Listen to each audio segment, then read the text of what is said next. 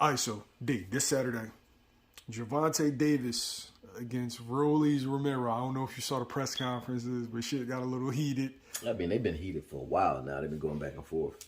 I like the fact that Rolly not scared of him though. That's boding well for him.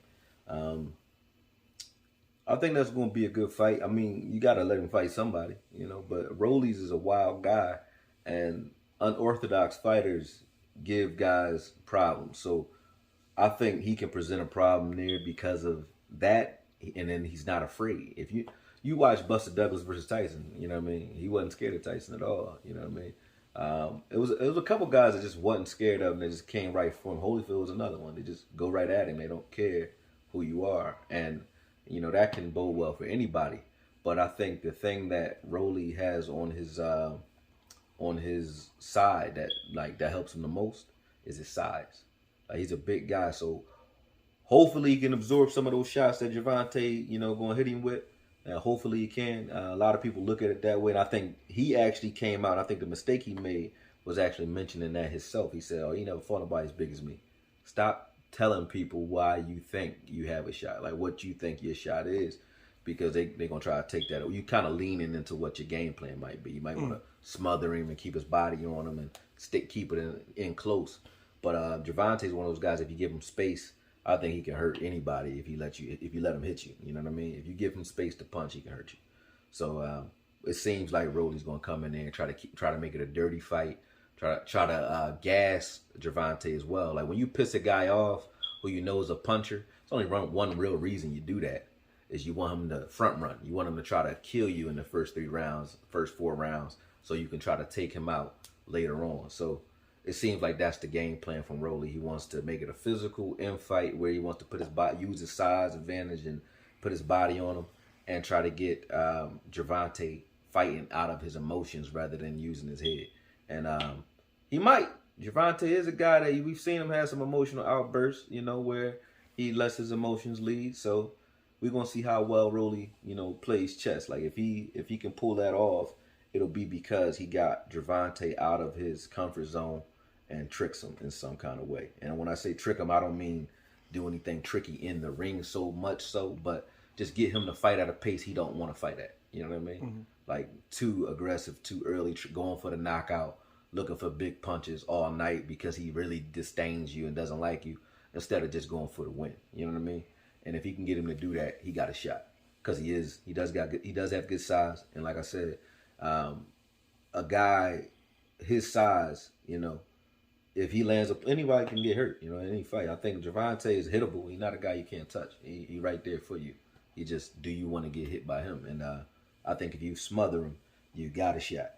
You got a shot. It's often said that pure boxers struggle or they don't like fighting awkward fighters. Mm. What's the reasoning behind that?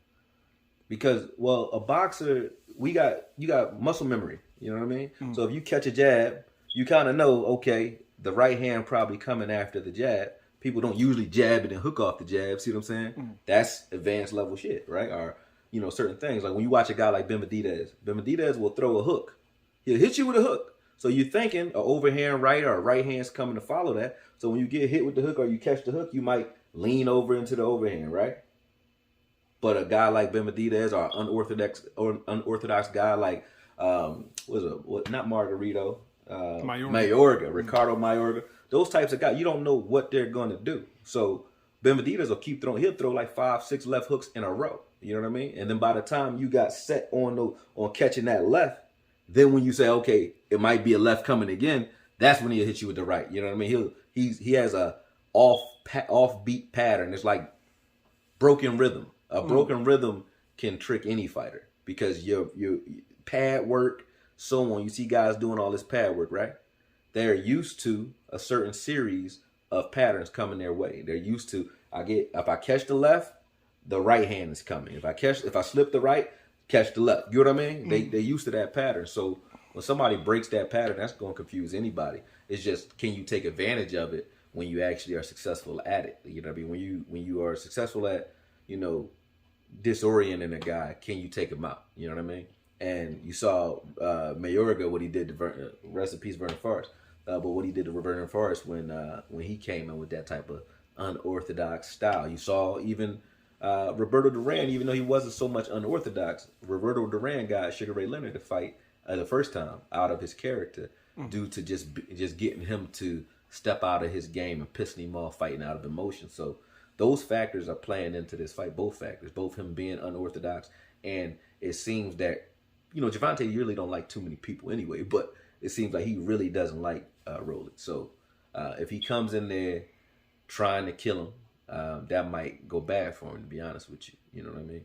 So, I think that is really the only reason I think Rollies has a shot, to be honest with you. If it wasn't for the fact that he's unorthodox and big, I don't think he would have much of a shot in this fight. If you had to throw money on the wood.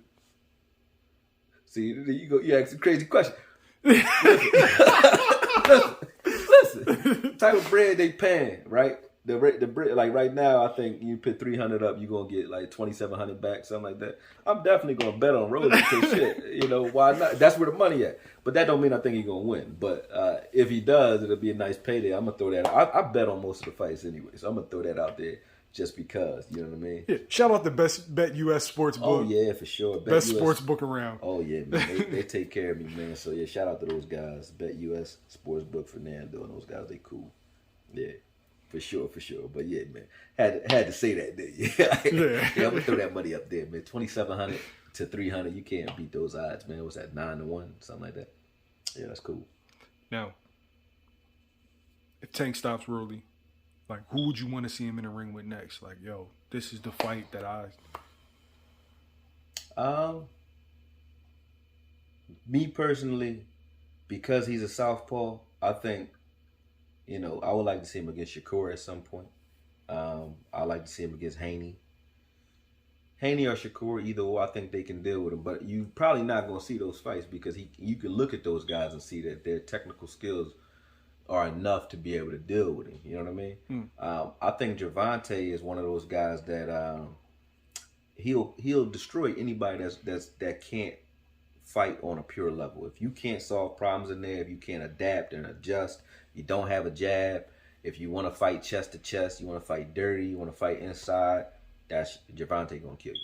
If you can stay away from him and use your legs to one, control distance, which we saw Shakur do, and you have a pretty good jab that he'll have to deal with for a couple rounds and confuse him, make him think more. He's not a pure boxer that's technical in there. He's more technical than people give him credit for, but when I say that, he's more technical like a Porter is technical. People don't think Sean Porter got skills. Sean Porter got some fucking skills. Excuse my French. But Gervonta's still not a pure boxer, and neither is Sean Porter. You know what I mean? They're guys that want to come forward, want to put their chin in your forehead and just go in on you. You know what I mean? They fight like black Russians. You know what I mean? They technical, but they come in and knock your head off. Just that Porter just don't got that pop to him. If he did, I don't even think we'd be talking about Bud right now. You know what I mean? That's real. I think he was beating Bud. But, yeah, he just don't got that pop to him, but he fights the same way. He's just a conventional fighter. Gervonta's like that. He's slippery, got better defense you give him credit for, and he takes good angles. But at the same time, he's not on the level of a Devin Haney as far as his technical ability or the way he fights, or a Shakur Stevenson. I think they're a little too technical for him. So I think those two guys would be what I would want to see him do. But I don't think it's going to happen. So, you know what I mean? Like, that's one of those things, man. I don't think it's going to happen. I don't think that's going to happen. Okay. YSL Sports Media is the truth. You don't have to go nowhere to get all of your boxing news. We got it right here. No gossip, just boxing. YSL is always on topic. If you like this, subscribe so you don't